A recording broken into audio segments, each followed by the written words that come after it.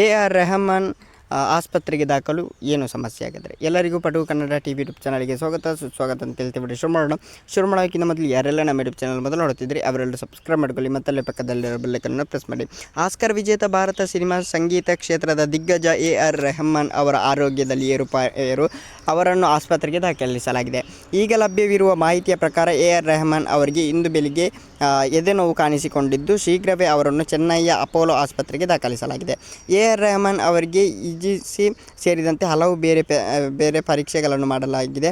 ಅವರ ಹೃದಯನಾಳದ ಕೆಲವೆಡೆ ಬ್ಲಾಕ್ಗಳು ಇರುವುದು ಪರೀಕ್ಷೆಗಳಿಂದ ತಿಳಿದು ಬಂದಿದ್ದು, ಮೂಲಗಳಿಂದ ತಿಳಿದು ಬರುವ ಮಾಹಿತಿಯಂತೆ AR ರೆಹಮಾನ್ ಅವರಿಗೆ ಆಂಜಿಯೋಗ್ರಾಮ್ ಶಸ್ತ್ರಚಿಕಿತ್ಸೆ ಅವಶ್ಯಕತೆ ಇದೆ ಎನ್ನಲಾಗಿದೆ. ಇನ್ನು ಕೆಲ ದಿನಗಳ ಅಪೋಲೋ ಆಸ್ಪತ್ರೆಯಲ್ಲಿ ಕಳೆಯಬೇಕಿದೆ.